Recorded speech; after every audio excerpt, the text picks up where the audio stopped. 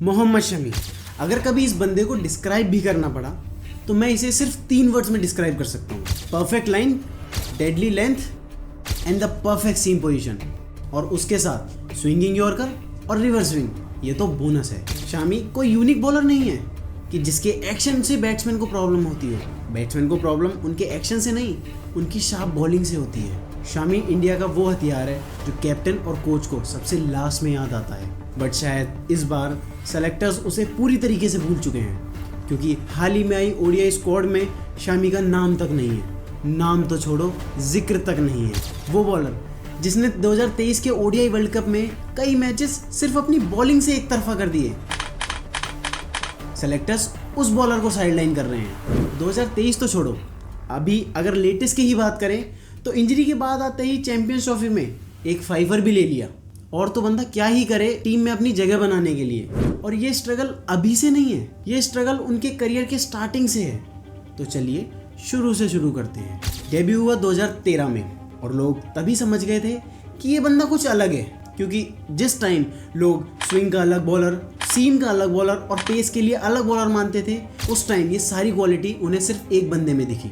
Line और length का magician, reverse swing का मास्टर और स्पीड मानो हाथ में 145 प्लस का रॉकेट लगा हो।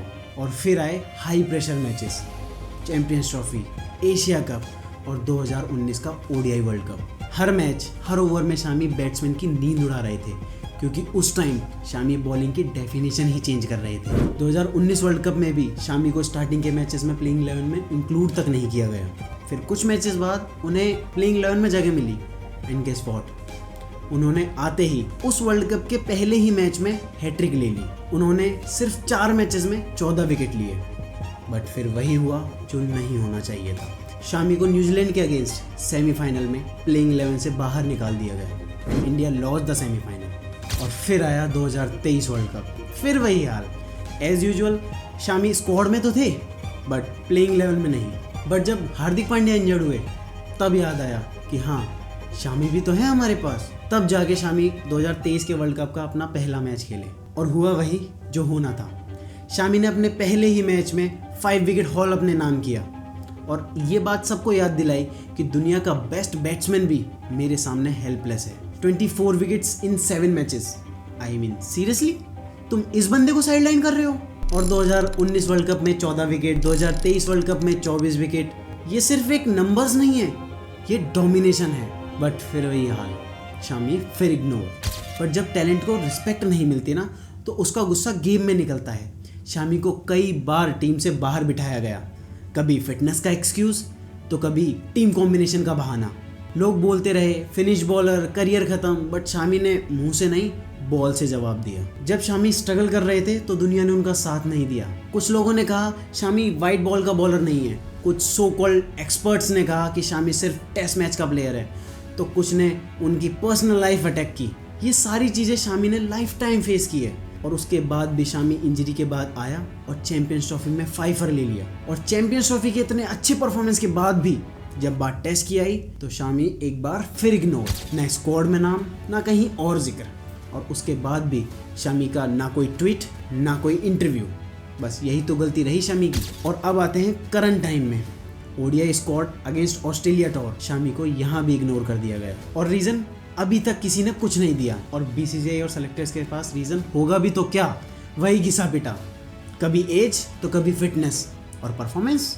नहीं, सिलेक्शन परफॉर्मेंस के बेस पे थोड़ी होता है, सिलेक्शन तो फेवरेटिज्म के बेस पे होता है, जैसे कि हर्षित राणा का हुआ है। यार मुझे एक बात समझ में नहीं आती कि ऐसा नहीं है कि इंडिया के पास पेस बॉलिंग का एक बहुत बड़ा पूल हो।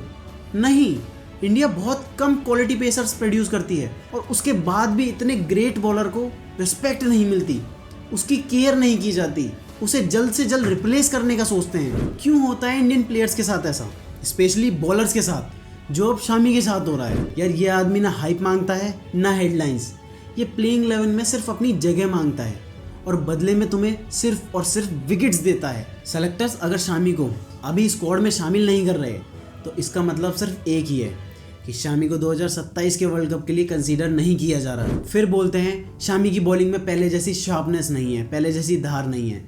अरे तुम उस प्लेयर को मैचेस से ही दूर रखोगे तो और होगा भी क्या? अब आगे हमें शामी कभी फील्ड पर खेलते हुए दिखेंगे या नहीं, ये तो मुझे नहीं पता, बट मैं एक चीज़ श्योरिटी के साथ बोल सकता हूँ, भले ही कोई बंदा उन्हें पसंद करता हो या उन्हें हेट करता हो, वो कुछ भी भूल सकता है, बट शामी का 2023 में जो परफॉर्मेंस था वो कभी नहीं भूल सकता। अब चाहे शामी खेलें या नहीं, बट हम हमेशा उन्हें उनकी बॉलिंग के लिए याद रखेंगे, क्योंकि शामी सिर्फ एक इंडियन बॉलर नहीं था, वो वर्ल्ड कप जैसी स्टेज पे इंडिया का प्राउड था। किसी ने बिल्कुल सही नाम दिया है उन्हें, द सेंसेशनल शामी। अगर आपको शामी की बॉलिंग पसंद आती है, आप पेस बॉलिंग के फैन हो, तो इस वीडियो को लाइक करें, हमसे जुड़े रहने के लिए चैनल को सब्सक्राइब करें।